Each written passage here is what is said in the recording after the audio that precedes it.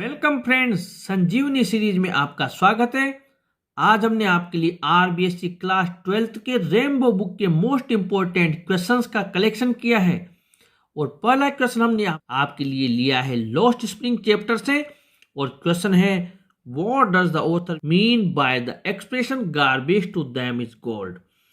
लेखक का कचरा उनके लिए सोना है इस कथन से क्या तात्पर्य है? आंसर है According to the author, garbage to the rag pickers is gold because this is the only means of survival for them. लेखक के अनुसार कचरा बीनने वाले लोगों के लिए सोना है क्योंकि ये उनके जीवन यापन का एकमात्र साधन है। They search for something valuable in the garbage and sell it to earn money. वे कचरे में कुछ महत्वपूर्ण चीज ढूंढते रहते हैं और इसे पैसा कमाने के लिए बेच देते हैं। क्वेश्चन नंबर 2 भी हमने इसी चैप्टर से लिया है। Describe the hazards of working in the glass bangle industries. कांच की चूड़ी बनाने के कारखानों में काम करने के क्या नुकसान हैं, इसका वर्णन कीजिए। आंसर है the hazards of working in the glass bangle industries are many people open lose their eyesight. जो कांच की चूड़ी बनाने के कारखाने हैं उनमें काम करने के नुकसान हैं कि कई लोग अपनी आंखों की रोशनी गंवा देते हैं। Working near the furnaces with high temperature puts ill effect on their health. जो भट्टियां होती है जिनमें काफ़ी हाई टेम्परेचर होता है उनमें काम करने से उनके स्वास्थ्य पर बहुत बुरा प्रभाव पड़ता है। क्वेश्चन नंबर 3 हमने लिया है हाउ योगा हील्स है और क्वेश्चन है for what diseases can yoga be a therapy.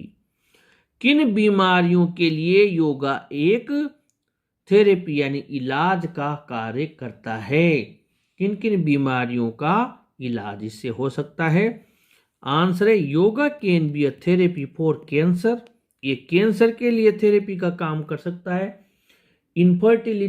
Infertility का मतलब होता है संतानहीनता, बांझपन। लंग डिजीज का मतलब होता है फेफड़े का रोग। मल्टीपल स्क्लेरोसिस का मतलब होता है शरीर व्यापी स्नायु दुर्बलता। पार्किंसंस डिजीज जो पार्किंसंस की बीमारी है। इंसोम्निया जो कि अनिद्रा, नींद का नहीं आने की बीमारी है। और जॉइंट पेन यानी कि जो जोड़ों का दर्द होता है। एंड हाई ब्लड प्रेशर और जो उच्च रक्तचाप होता है, इन सब में थेरेपी के रूप में योगा को काम में लिया जाता है। क्वेश्चन नंबर 4 भी इसी चैप्टर से लिया है। What do you understand by the fight और फ्लाइट रेस्पॉन्स। लड़ो या भागो जो रेस्पॉन्स है, जो प्रक्रिया है, इससे आप क्या समझते हैं? ये क्वेश्चन नंबर 4 है और इसका जो आंसर है वो है द फाइट और flight response prepares us to respond to any environmental threat by fighting against it और फ्लीइंग फ्रॉम इट। जो लड़ो या भागो जो प्रक्रिया है वो हमें तैयार करती है कि जो कोई भी वातावरण का जो खतरा होता है उसके निष्पादन के लिए हमें तैयार करती है कि हम या तो उसका मुकाबला करें या तो उससे फाइटिंग करें यानी लड़ें अगेंस्ट इट उसके खिलाफ और फ्लीइंग फ्रॉम इट या उससे दूर भाग जाए। इसके बाद में but long term continuous exposure to stress is harmful placing excess wear and tear on our body. यानी कि लंबे समय तक यह तनाव निरंतर बने रहना हानिकारक है क्योंकि यह शरीर के अंदर अत्यधिक वियर एंड टियर टूट फूट पैदा कर देता है, उसमें एक्सेस वृद्धि कर देता है। क्वेश्चन नंबर 5 हमने आपके लिए लिया है प्योरिटीज पार्ट चैप्टर से और क्वेश्चन है right the importance of purity of environment यानी वातावरण की शुद्धता का महत्व बताइए। आंसर है purity of environment promotes physical and mental health. वातावरण की शुद्धता से वृद्धि होती है शारीरिक और मानसिक स्वास्थ्य में एंड पीस ऑफ माइंड, और मस्तिष्क को भी शांति प्राप्त होती है। We require environmental purity for overall health. हमें उत्तम स्वास्थ्य के लिए वातावरणीय शुद्धता की आवश्यकता है। इसी चैप्टर से अगला क्वेश्चन है, question number 6। How was Gautam's ego purified? यानी कि गौतम का जो अहंकार था, वो अहम था, उसका किस प्रकार शुद्धिकरण हुआ?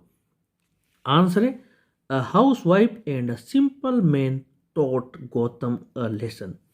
एक गृहिणी ने और एक साधारण व्यक्ति ने गौतम को एक पाठ पढ़ाया। दे वर सुपरियर इन ड्यूटी, वे कर्तव्य में उससे श्रेष्ठ थे। कंडक्ट एंड प्योरिटी, आचरण और शुद्धता में भी वे गौतम से श्रेष्ठ थे।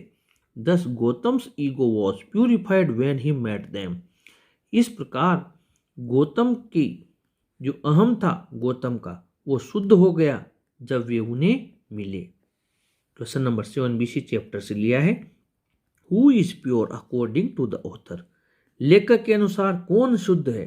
According to the author, a person whose head and heart are pure.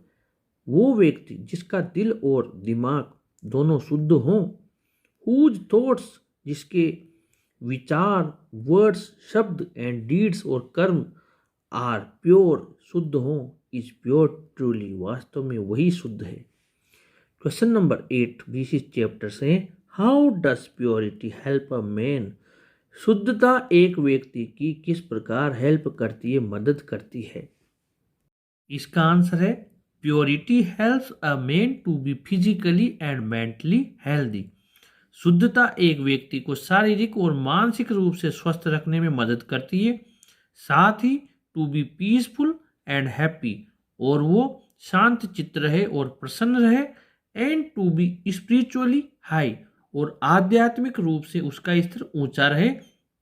इन सब में शुद्धता मदद करती है। क्वेश्चन नंबर 9 हमने आपके लिए लिया है, on reading in relation to literature chapter से। क्वेश्चन है, what are the chief characteristics of a scientific book? एक वैज्ञानिक पुस्तक की मुख्य विशेषताएं क्या होती हैं? आंसर है, अ scientific book needs hard study. एक वैज्ञानिक पुस्तक को काफी गहनता से अध्ययन करने की आवश्यकता होती है। It has a good amount of value in it. इसके अंदर कीमती ज्ञान की अच्छी खासी मात्रा होती है। It is composed according to the best principles of more than one science. इस पुस्तक का जो निर्माण किया जाता है, जो इसकी रचना की जाती है, वो एक से अधिक विज्ञानों के उत्तम सिद्धांतों के अनुसार इसकी रचना की जाती है। अगला क्वेश्चन भी हमने इसी चैप्टर से लिया है। How does the author prove that a book of fiction और रोमांस और poetry is a scientific work? लेखक ये कैसे सिद्ध करता है कि कहानी, रोमांस और कविता की जो पुस्तक है वो एक वैज्ञानिक वर्क होती है, कार्य होती है? Answer, according to the author a book of fiction और रोमांस और poetry is a scientific work as it is composed. लेखक के अनुसार कहानी, रोमांस और कविता की जो पुस्तक होती है वो भी एक वैज्ञानिक कृति होती है, कार्य होता है, क्योंकि इसका निर्माण जो किया जाता है। अब इसका आंसर आपको अलग से याद नहीं करना पड़े, सेम मैच करा, इसलिए हमने यहाँ से लाइन उठाई।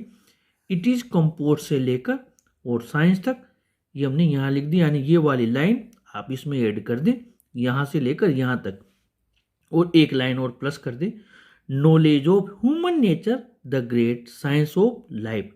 और इसके अलावा ये जो मानव स्वभाव है उसकी जानकारी, the great science of life, जो कि जीवन का सबसे बड़ा विज्ञान है, उनके सिद्धांतों पर ये आधारित होते हैं, इसलिए ये भी एक साइंटिफिक वर्क होते हैं। क्वेश्चन नंबर 11 है इसी चैप्टर से, what do we find when we read a book या ग्रेट बुक? जब हम एक पुस्तक या महान पुस्तक को बार बार पढ़ते हैं तब हमें क्या प्राप्त होता है? आंसर है, When we reread a book, we find new meanings and new beauty in it. जब हम एक पुस्तक को या महान पुस्तक को बार बार पढ़ते हैं, दोबारा पढ़ते हैं, तो हमें उसमें नए शब्द और नई सुंदरता प्राप्त होती है. It delights the reader more and more as he grows in age. ये पाठक को हमेशा प्रसन्न करती है. जैसे जैसे वो उम्र में बड़ा होता जाता है, वो उसे और ज़्यादा आनंदित करती जाती है. A great book grows exactly in proportion to the growth of the reader's mind. एक महान पुस्तक उसी तरह विकसित होती जाती है जैसे कि रीडर का माइंड विकसित होता जाता है. यानी पाठक के मस्तिष्क के समानुपात में ये महान पुस्तक भी अपने आप को विकसित करती जाती है. इस प्रकार संजीवनी सीरीज में इन 11 क्वेश्चंस के हमने आंसर्स लिए हैं. मोस्ट इंपॉर्टेंट है, आप इन्हें जरूर नोट कर लें. अगले पार्ट में और मोस्ट इंपॉर्टेंट क्वेश्चंस के साथ आपसे फिर मुलाकात होगी. आप चैनल के साथ बने रहें, चैनल को जरूर सब्सक्राइब करें. Thank you.